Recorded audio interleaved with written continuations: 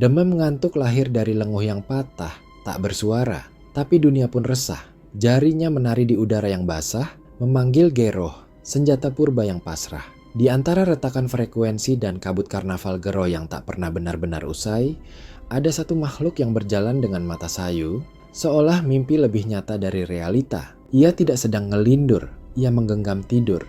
Namanya berserakan di pelantang rusak, disebut dengan nada takut-takut, demam ngantuk. Aratnasun mengenalnya bukan dari pidato, bukan pula dari gegap gempita. Ia sunyi, tapi di sunyinya, gema bisa meletup. Tak ada yang tahu di mana ia belajar membaca desibel, memelintir selisih, dan mengatur rasa sakit dalam gelombang bunyi. Ia bukan sekedar operator, ia adalah sumbu dalam kabel-kabel panjang yang menjalar seperti akar di panggung karnaval. Ia hadir bukan untuk menyetel suara, tapi untuk membelah realitas menjadi bising dan tak bising. Ia bukan Batara, tapi ketika senyumnya muncul, bahkan langit menunduk seolah tahu Geroh akan dilepaskan.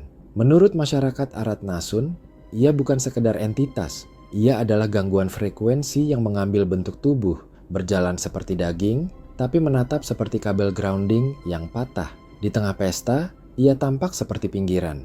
Tapi pinggiran itu menyimpan tombol, dan jika tombol itu ditekan, dunia akan bergetar dalam amplitudo yang tidak bisa diselamatkan.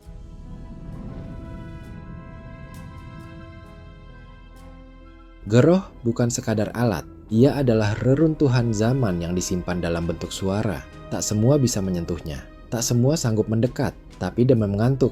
Dengan ujung jarinya yang sedikit pucat, memperlakukan Geroh seperti boneka rusak yang masih menyimpan sisa sihir. Di tangan orang lain, Geroh hanya mengaum. Di tangan Demem, ia bisa menangis, berteriak, bahkan menyayat ruang. Saat ia menunjuk, frekuensi bergerak. Saat ia mengepalkan tangan, phase shift menghapus arah. Bukan karena ia kuat, tapi karena ia diam. Dan dalam diam itulah Aratnasun belajar bahwa kendali sejati tidak berteriak. Dalam pandangan Friedrich Nietzsche, siapa yang bertarung dengan monster harus berhati-hati agar tidak menjadi monster itu sendiri. Demam tak bertarung dengan Geroh. Ia menidurkannya, lalu membangunkannya di saat yang paling tak siap. Ia bukan pengendali suara, ia pemilik gema. Dan gema itu yang tak bisa ditulis, tak bisa direkam, membuat para penjaga karnaval menyebutnya bukan sebagai operator, tapi sebagai arwah getaran. Tak pernah ada upacara saat ia datang, tak ada pengumuman saat ia pergi.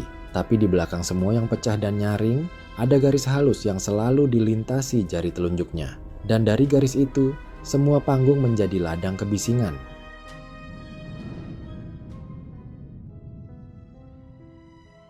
Di Aratnasun, suara Geroh bukan hanya dengar, ia adalah luka. Ia adalah bahasa gelap yang masuk tanpa izin.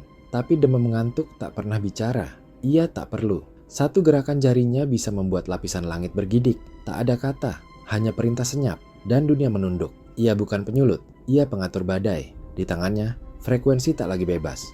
Ia dipenjara, disayat, ditata, lalu dilepas. Bukan sebagai nyanyian, tapi peringatan. Dalam pemikiran Ludwig Wittgenstein, yang dapat dikatakan harus dikatakan dengan jelas. Dan yang tidak dapat dikatakan harus diam. Tapi demam mengantuk melangkah lebih jauh. Ia mengatakan segalanya lewat diam. Diamnya bukan kosong, tapi penuh dengan tusukan-tusukan tak terdengar. Warga Aratnasun pernah melihatnya berdiri di tengah konser huru-hara. Tak bergerak, tapi bass berhenti. Feedback menjadi liar. Dan seluruh penonton seperti kehilangan gravitasi suara. Ia tidak bersuara, tapi semua mendengar kehadirannya. Ia bukan konduktor, ia bukan teknisi. Ia semacam kabut, tak bisa digenggam, tapi bisa membutakan. Dalam ketenangan matanya yang kantuk, ada badai yang menunggu aba-aba. Dan aba-abanya adalah gerakan halus, ujung kuku yang mengarah ke equalizer.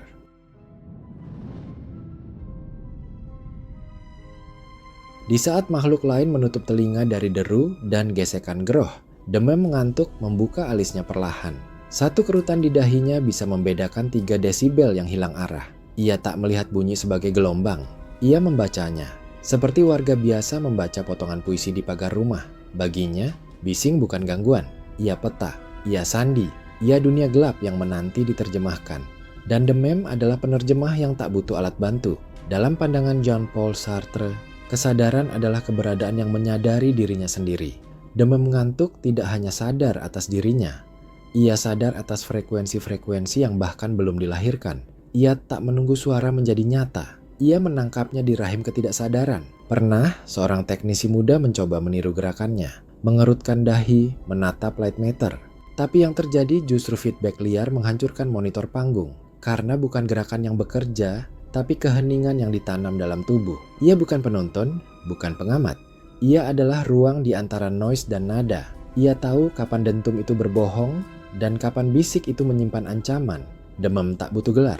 Ia disebut pengurai distorsi oleh mereka yang tak mampu menjelaskan bagaimana ia bisa membaca dunia lewat bising yang bagi orang lain hanyalah kegaduhan.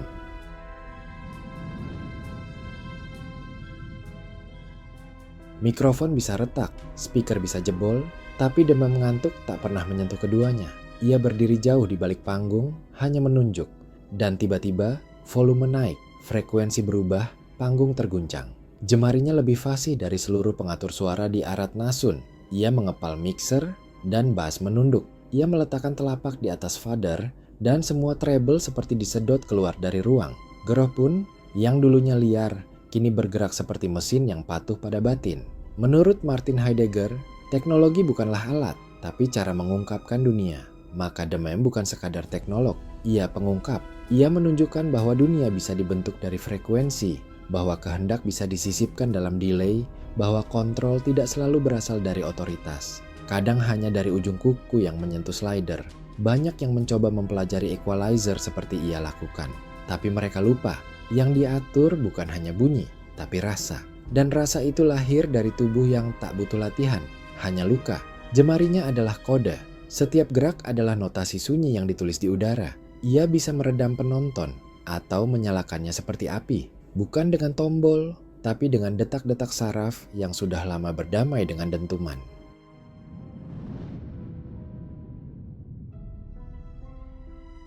Karnaval Geroh di Arat Nasun selalu gaduh. Dentum, tawa, serak, dan sorak tumpah seperti hujan logam. Tapi di tengah semuanya, selalu ada satu wajah yang tak tampak terganggu. Matanya separuh terpejam, kelopak berat, seperti membawa lelah masa lalu yang belum selesai ditidurkan. Ia bukan mengantuk karena kurang tidur. Ia memejam karena sedang mendengar hal yang tidak terdengar. Warga menyebutnya kengantukan. Sebuah nama yang lahir bukan dari ejekan, tapi dari takjub. Dari kebingungan bagaimana bisa seseorang mengatur pesta dengan wajah seperti baru terbangun dari mimpi buruk. Dalam pemikiran Albert Camus, tidak ada cinta terhadap kehidupan tanpa keputusasaan untuk hidup.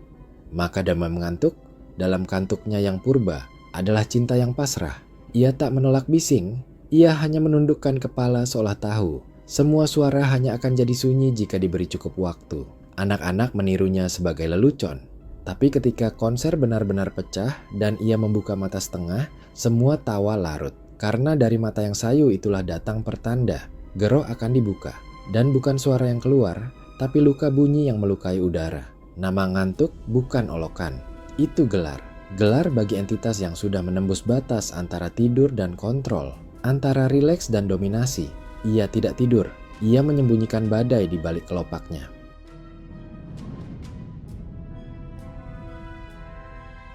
Di balik noise yang diputar keras-keras, di balik dentuman yang mengguncang lantai pesta, ada 7 lapisan bunyi yang tidak pernah masuk ke telinga manusia biasa. 7 ruang sunyi yang tetap berdengung meski dunia terdiam. Dan hanya satu makhluk yang bisa berjalan di dalamnya tanpa kehilangan arah. Demem, ngantuk. Ia tak butuh spektrum analyzer. Ia tak bergantung pada perangkat lunak. Tubuhnya adalah osiloskop kuno yang masih menyimpan jejak dari masa sebelum konser pertama digelar. Ia tahu kapan resonansi mulai memecah, kapan feedback lahir bahkan sebelum jack ditancap. Dalam pandangan Michel Foucault, kekuasaan bukan hanya milik, tapi jaringan yang menyebar. Maka kekuasaan Demem tak berada di atas panggung, tapi merayap di celah-celah frekuensi yang diabaikan. Ia tidak menonjol, ia menyebar. Ia hadir sebagai ketiadaan yang mengatur. Ketika sound engineer sibuk menyusun preset, Demem hanya diam, tapi diamnya memanjang ke ruang-ruang yang tak bisa didengar. Tempat gema yang gagal lahir, tempat noise yang ditolak bumi. Di sanalah ia bekerja, mengatur ulang dunia. Mereka yang pernah coba masuk ke layer keempat sering keluar dengan telinga terluka. Tapi Demem, ia pernah tidur di layer ke-7 selama 3 hari karnaval. Dan saat bangun, tidak satupun speaker kehilangan harmoni.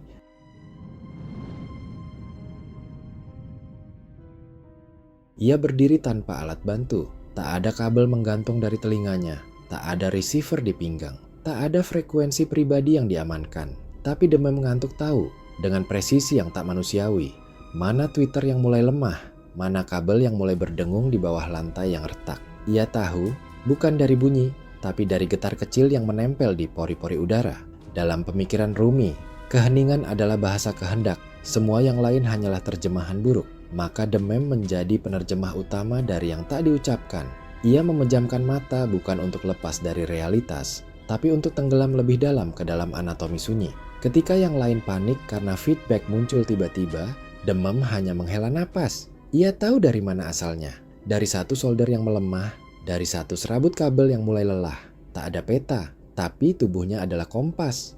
Pernah satu panggung hampir ambruk karena ledakan frekuensi di menit ke-42. Tapi Demam sudah mengangguk 7 detik sebelumnya. Itu cukup. Dalam 7 detik itu, satu equalizer dimatikan, satu phantom power dicabut, dan konser kembali stabil, seolah tak ada yang terjadi. Air monitor terlalu lambat, terlalu sempit. Bagi Demam, dunia sudah cukup keras. Ia hanya perlu memejam, dan dunia mulai bicara padanya. Dalam bahasa frekuensi, dalam aksara delay, dalam sunyi yang bersahutan.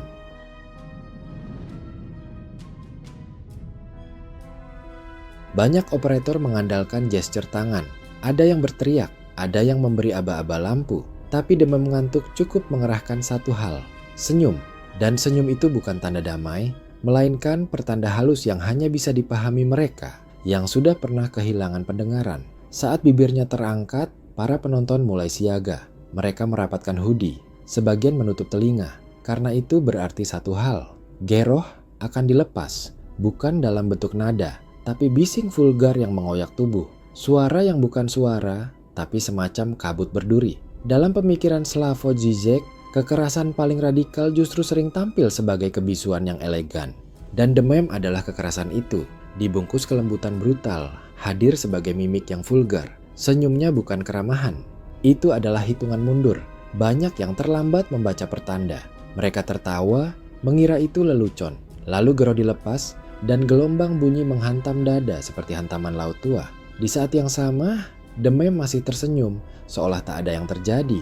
Senyumnya adalah isyarat, tapi bukan untuk manusia. Itu aba-aba bagi Geroh, bagi layer-layer frekuensi yang tertidur untuk bangkit dan mencabik ruang. Tidak ada kata, tidak ada musik, hanya satu bentuk kehancuran yang tertawa perlahan di balik wajah sayu.